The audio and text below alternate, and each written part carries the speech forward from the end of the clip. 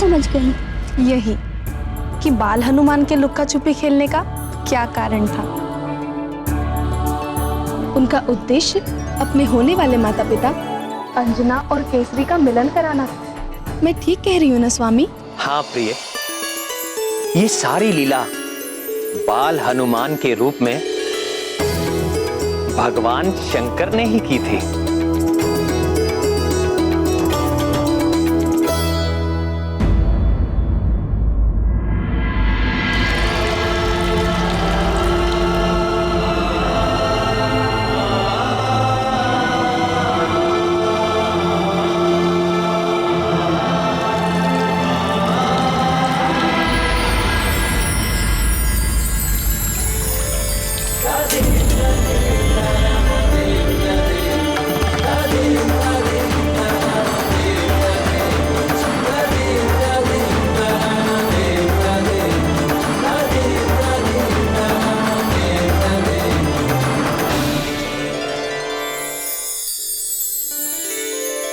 आइए वानरराज, आपका स्वागत है।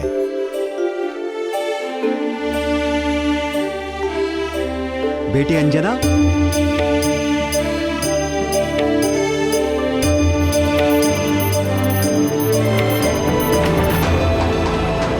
यही हैं वे वानरराज केसरी, जिनकी चर्चा मैंने तुमसे की थी।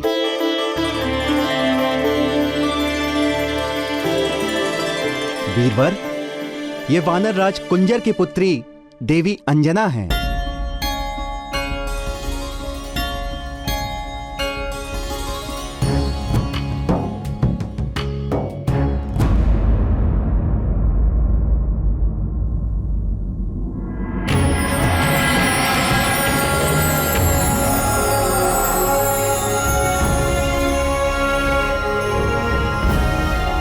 इस रुद्राक्ष माला की यात्रा अभी आरंभ हुई है।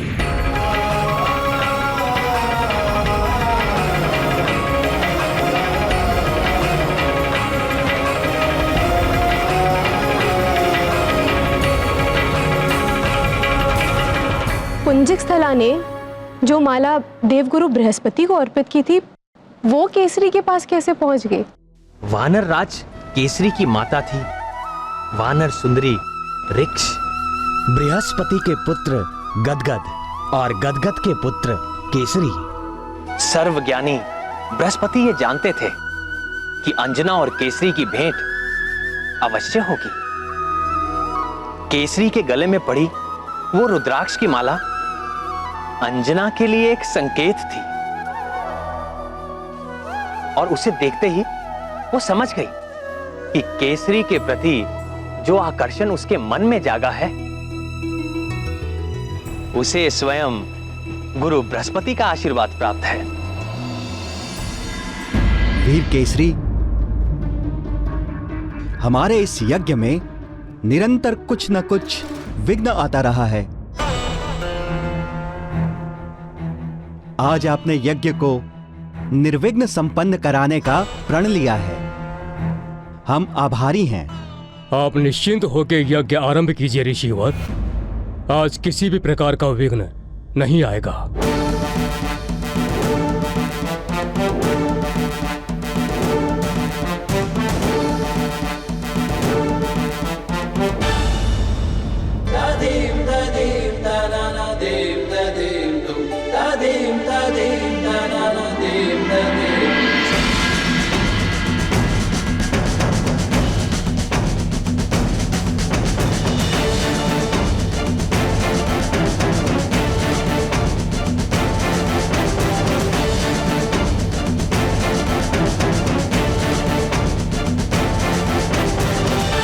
केसरी ने प्रण तो ले लिया था, पर कार्य बड़ा दुष्कर था।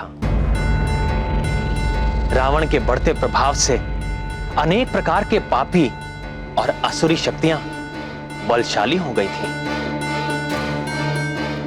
यज्ञ जब तप आदि करने वालों के ये दुराचारी विशेष शत्रु थे। शंभ साधन भी ऐसा ही एक मायावी राक्षस था, जो सदैव ही मतवाला होकर सबको सताता रहता था। क्योंकि उसे किसी भी शस्त्र से ना मारे जाने का वरदान प्राप्त था। इसी कारण से उसे मारना बहुत कठिन हो गया था।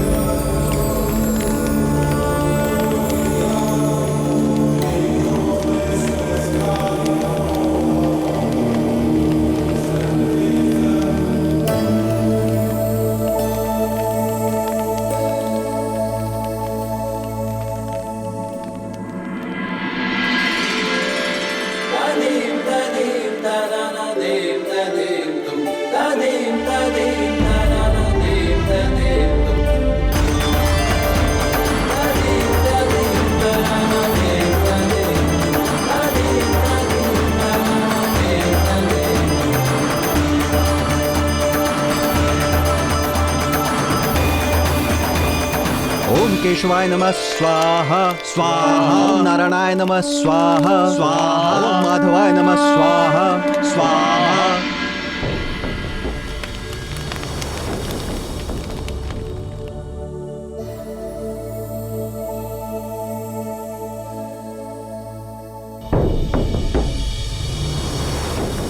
हे गौरी शंकर, केसरी के जीवन की रक्षा करना। हे दीनानाथ, वह राक्षस बड़ा ही दुष्ट है। कुछ ऐसा करे कि वो यहां कभी ना आ सके।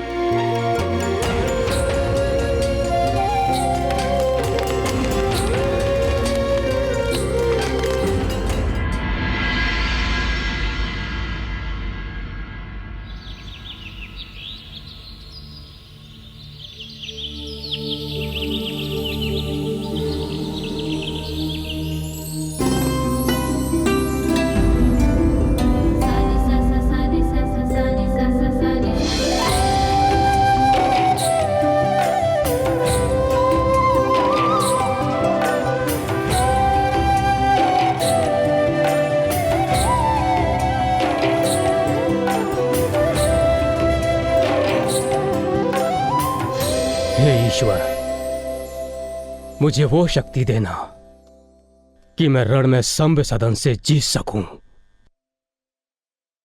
और सुंदरी अंजना का हृदय भी जीत सकूं।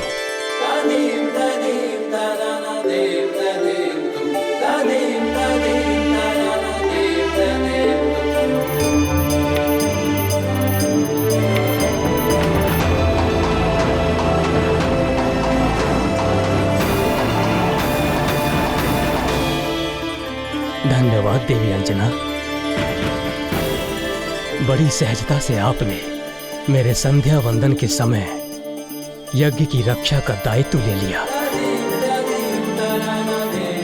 आपकी सुंदरता के समान आपका साहस भी अतुलनीय है।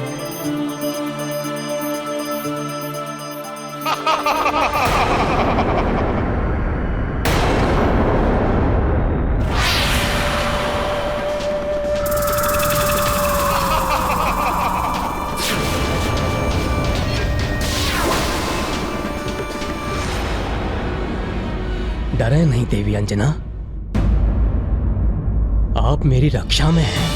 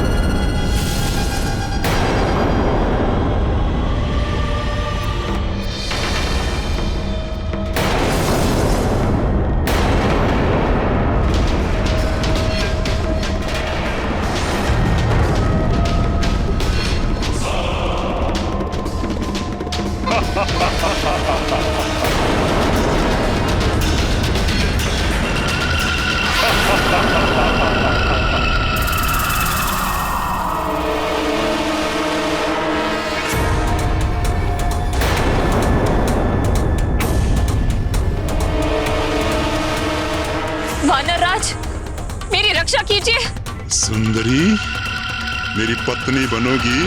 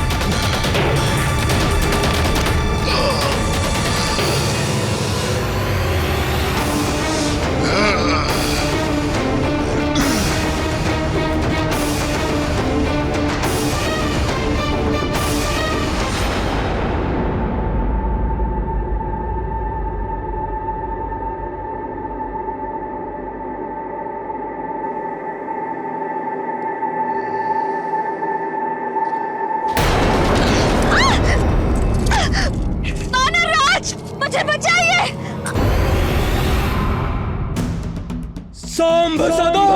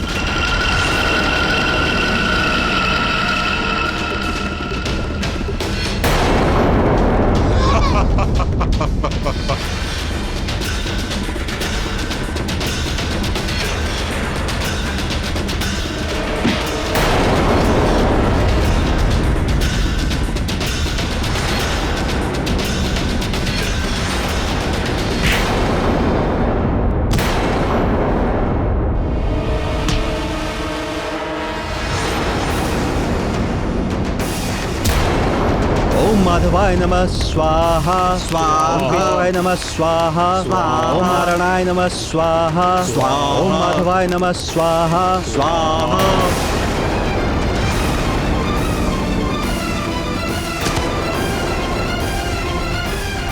हे महादेव, हे उमाकांत, हे आशुतोष, रक्षा कर, रक्षा कर, रक्षा कर, रक्षा कर।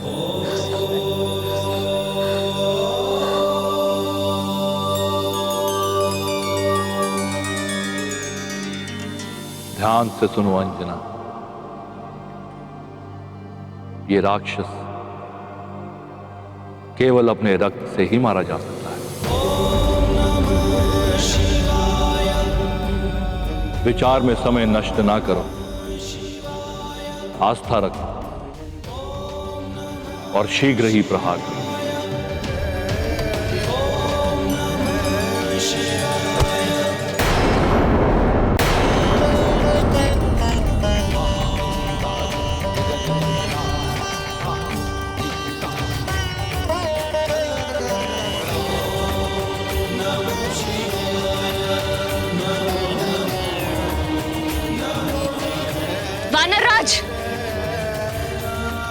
यह राक्षस केवल अपने ही रक्त से मर सकता है। ये गदा लीजिए, इसमें जो रक्त है ये इसी का है। मारिए, वध भर दीजिए इसका।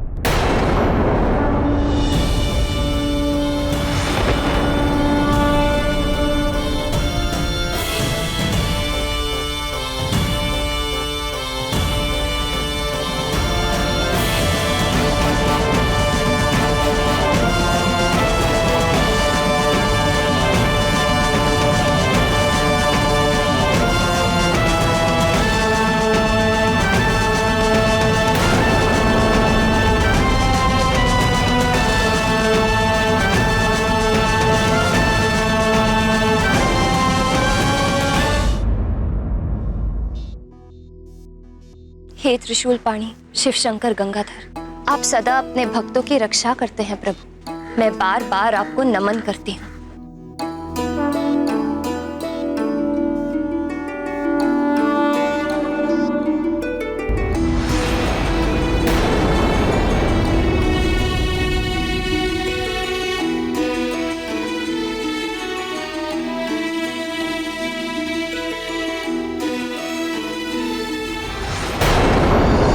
जब भक्त प्रेम से अपने इष्ट देव को पुकारता है तो उनको सुनना ही पड़ता है। और यदि इष्ट देव स्वयं भगवान भोलेनाथ हो तो कहना ही क्या। शीघ्र प्रसन्न होने वाले इसी स्वभाव के कारण उनका एक नाम आशुतोष भी है। केसरी के प्रति अंजना के इस प्रेम के सूत्रधार भी तो भगवान भोलेनाथ ही थे। केसरी की रक्षा के लिए अंजना को इस प्रकार प्रार्थना करते हुए देख तुरंत भोलेनाथ ने शंभ साधन के मृत्यु का रहस्य खोल दिया। तो फिर इस घटना के बाद से तो केसरी अंजना से और अधिक प्रेम करने लगे होंगे। निस्संदेह आप ही की तरह वो भी अपने प्रेम को पाने के लिए अधीर होने लगे प्रिय। ऋषि पनग अंजना और केसरी के प्रेम के साक्षी थे। उन्होंने अंजना के पिता वानर राज कुंजर के आगे उनके विवाह का प्रस्ताव रखा और फिर शुभ मुहूर्त में वैदिक रीति से केसरी ने अंजना का पाणी ग्रहण किया और मंगल ध्वनियों के बीच सारे लोग आनंद, उत्सव और उल्लास में डूब गए।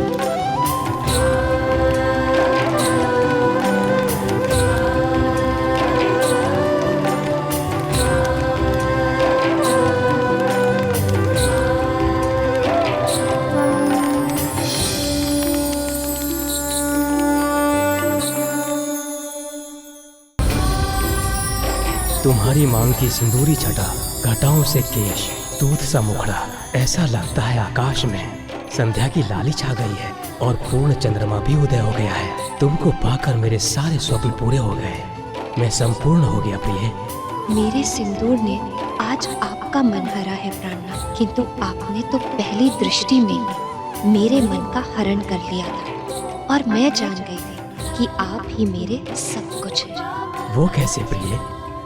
आपकी रुद्राक्ष माला को देखकर भगवान शंकर और माता पार्वती से मनाती हूँ कि यह माला सदैव आपकी रक्षा करती रहे और मेरी मांग का सिंदूर सदैव दमकता रहे।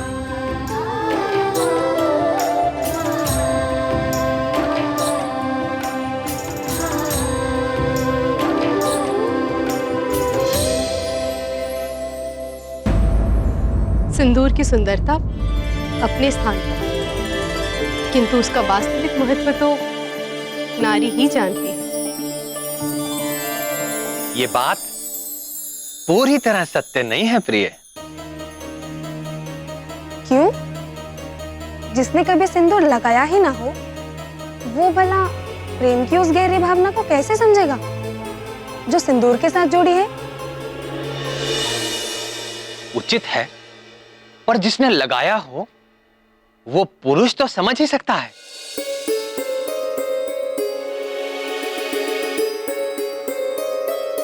हे अव्यक्त, ऐसा कौन सा पुरुष है जो सिंदूर लगाता हो?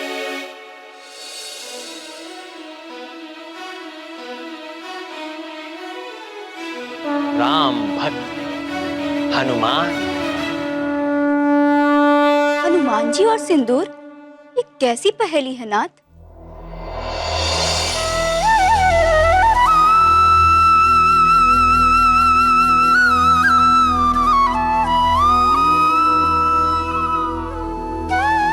ये पहेली तो वो ही बूझे जो सिंदूर लगाती। ठीक है, हे अंतर्यामी, मैं ही बताती हूँ। ये घटना तब की है जब प्रभु श्री राम रावण का वध करके अयोध्या में लौट आए थे। सारे वानर तो किष्किंधा लौट गए, परंतु राम भक्त हनुमान अपने आराध्य के चरणों को छोड़कर कैसे जाते। अंजना नंदन प्रभु श्री राम की सेवा में अयोध्या में ही बने रहे। एक बार मंगलवार के दिन जब हनुमान जी राजसभा में पहुंचे तो सभी लोग उनको देखकर चौंक पड़े। क्यों? हनुमान ने अपनी पूरी देह पर मुख से लेकर पैरों तक सिंदूर का लेप लगा रखा था।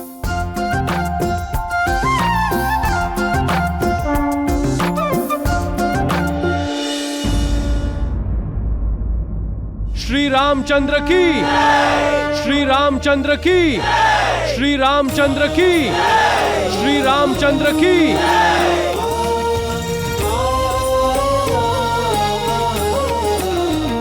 सभी सभासद तो उपस्थित हैं, किंतु पवन पुत्र हनुमान कहीं दिख नहीं रहे। जय श्री राम। जय राम भक्त हनुमान, जय राम भक्त हनुमान, जय राम भक्त हनुमान। हनुमान की भक्ति निराली, सिंदूर से सब देह रंग डाली। दिया प्रीत का प्रगट प्रमाण, सजल नयन हो गए श्री राम। जय राम भक्त हनुमान, जय राम भक्त हनुमान, जय राम भक्त हनुमान। जय श्री राम।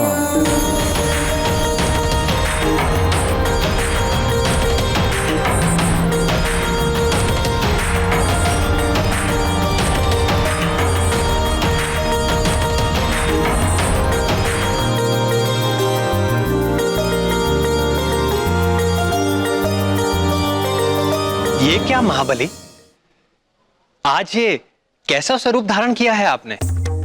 आपकी प्रसन्नता के लिए प्रभु। मेरी प्रसन्नता के लिए? आपसे ये किसने कहा कि मैं किसी विशेष रूप से प्रसन्न होता हूं, और वो भी इस रूप से? ये ज्ञान तो मुझे स्वयं माता सीता से मिला है प्रभु। जानकी से? जानकी ने आपसे ऐसा क्यों कहा और कब कहा? आज प्रातःकाल संध्या वंदन के पश्चात जब मैं माता सीता से प्रसाद पाने गया।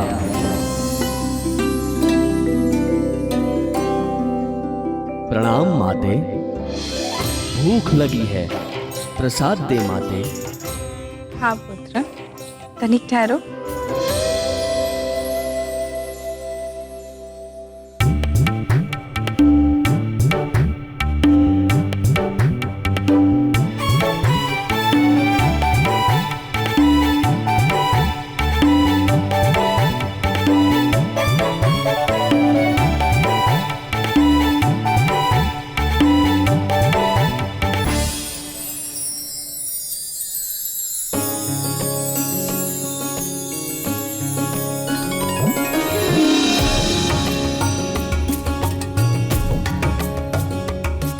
माते, एक प्रश्न पूछूं? महाज्ञानी हनुमान हमसे कुछ जानना चाहते हैं। अवश्य पूछिए अंजना नंदन। माते, इस डिबिया के ना खुलने से आप इतनी व्याकुल हो गई और मिलते ही सदा की भांति प्रसन्न हो गई माते।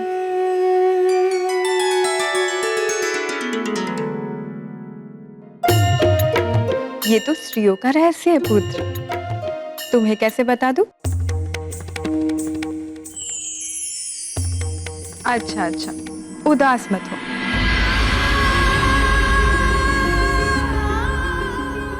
देखो, इसे सिंदूर कहते हैं आंजनेय। इससे क्या होता है माते? क्या होता है?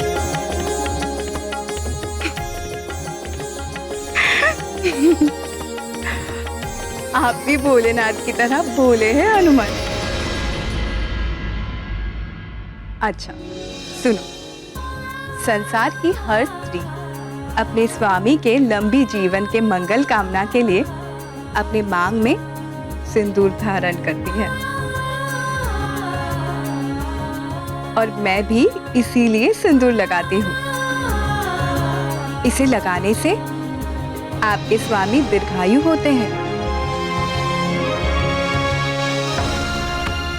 और वे सदैव मुझसे प्रसन्न रहते हैं। इसे लगाने से प्रभु दीर्घायु होते हैं और प्रसन्न भी होते हैं माते।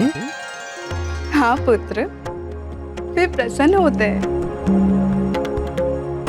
धन्यवाद माते, आज्ञा दीजिए। अरे हनुमान, तनिक सुनो तो पुत्र।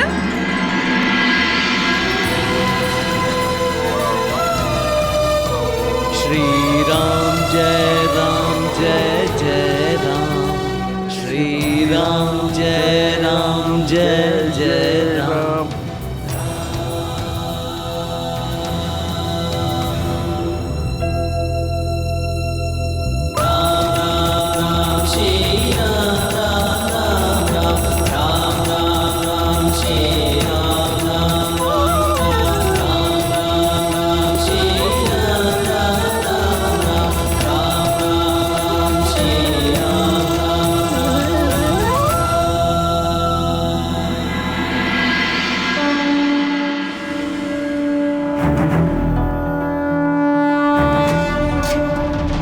इसलिए मैंने भी सिंदूर लगा लिया प्रभु।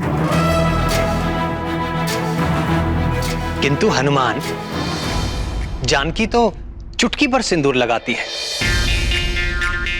परंतु आपने तो अपने शरीर का कोई भी हिस्सा रिक्त नहीं छोड़ा। मैंने सोचा प्रभु, केवल चुटकी भर सिंदूर लगाने से आप दीर्घायु हो जाते हैं, तो यदि मैं संपूर्ण देह पे सिंदूर लगा लूं तो आप चिरंजीवी हो जाएंगे और पृथ्वी छोड़ के कभी भी अपने धाम नहीं जाएंगे प्रभु। सदैव हम भक्तों के पास ही रहेंगे प्रभु।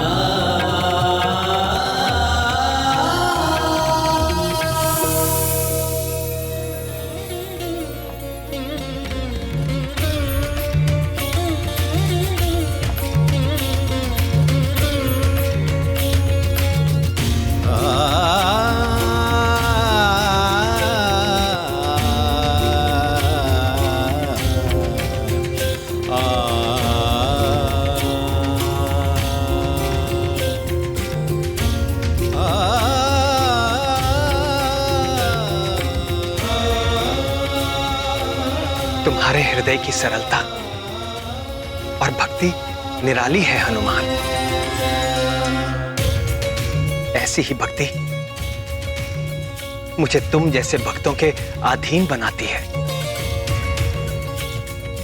आज मंगल के दिन तुमने मेरे लिए जो ये मंगल कामना की है,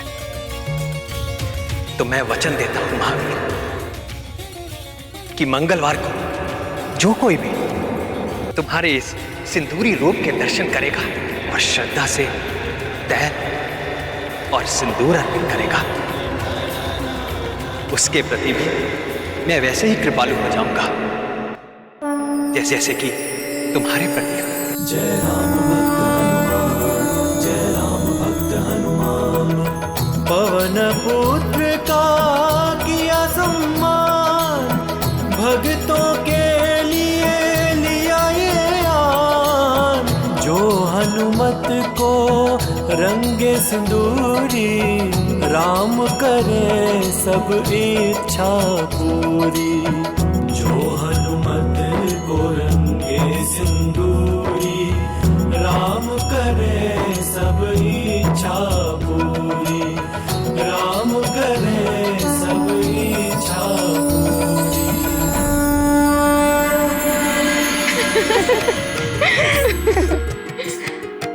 तो ये है सिंदूर का महत्व, जिसे स्त्रियां ही नहीं हनुमान भी जानते हैं। एक और महत्व की बात थी जो मैंने हनुमान से कही थी, अर्थात जानकी ने कही थी। वो क्या? यही कि विवाहित स्त्री के मांग का सिंदूर प्रतीक है कि वो अपने स्वामी के प्रति अनन्य भाव से समर्पित है। हनुमान ने भी सिंदूर लगाकर प्रभु के प्रति अपनी अनन्य भक्ति को भी सिद्ध किया। सत्य है, पवन पुत्र हनुमान के लिए ना तो कोई और दूसरा देवता है और ना ही प्रभु का कोई दूसरा रूप है तो बस केवल और केवल श्री राम। फिर क्या हुआ नाथ? विवाह के पश्चात केसरी और अंजना के दिन कैसे बीते? केसरी और अंजना एक दूसरे को जीवन साथी के रूप में पाकर तृप्त हो गए थे, किंतु बहुत काल बीत जाने के बाद भी जब उनके आंगन में शिशु की किलकारियां नहीं गूंजी, तो भीतर ही भीतर केसरी को यह संताप खाने लगा। संतान सुख से हीन अंजना उसका दुख समझती थी, पर वो स्वयं भी दुखी थी। वो जानती थी ना तो संतान के बिना वंश वृद्धि हो सकती है और ना ही मनुष्य को पितृ ऋण से मुक्त किया जा सकता है।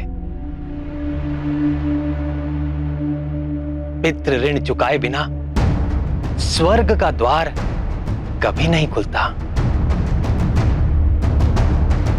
धीरे धीरे संतान का अभाव उन्हें हर पल खलने लगा था।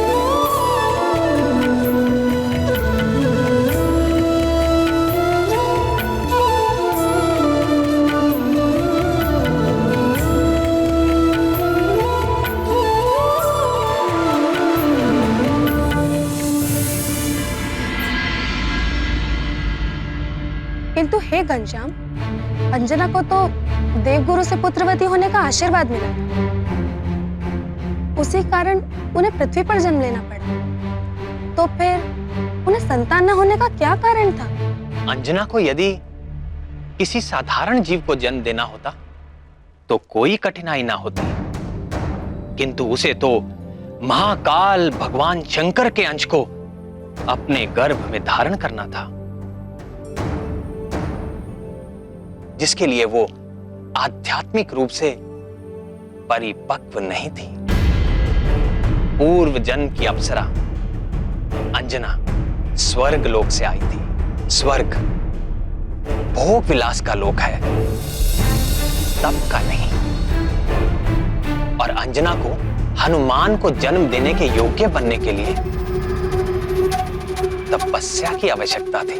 तपस्या? किंतु कैसे?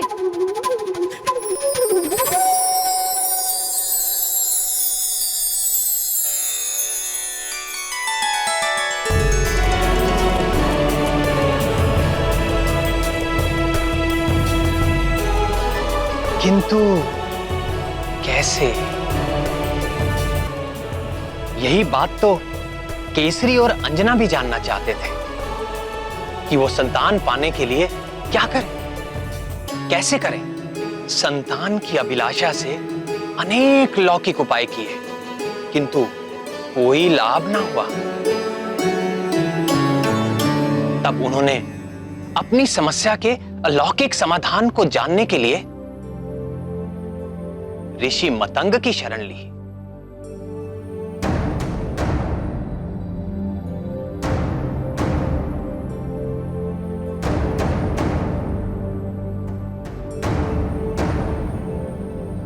ये वही ऋषि मतंग थे जिन्होंने मेरे राम अवतार के समय परम भक्त शबरी का मार्गदर्शन किया था।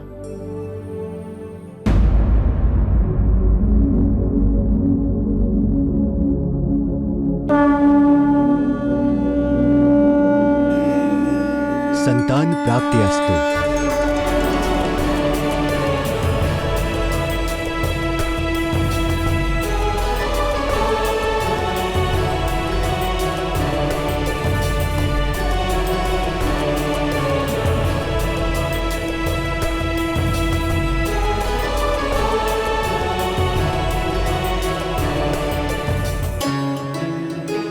तुम दोनों ऐसे चकित भाव से मुझे क्यों देख रहे हो? आपने तो बिना मांगे ही हमें मनचाहा वर दे दिया। अब एक समाधान और कर दें ऋषिवर। हम जानना चाहते हैं कि हमें यह सौभाग्य कब प्राप्त होगा। केसरी, तुम्हारी मनोकामना अवश्य पूर्ण होगी, परंतु देवादिदेव भगवान शंकर का आशीर्वाद प्राप्त करने के पश्चात भगवान भोले शंकर को प्रसन्न करने के लिए अंजना को 12 वर्षों तक कठिन तपस्या करनी होगी।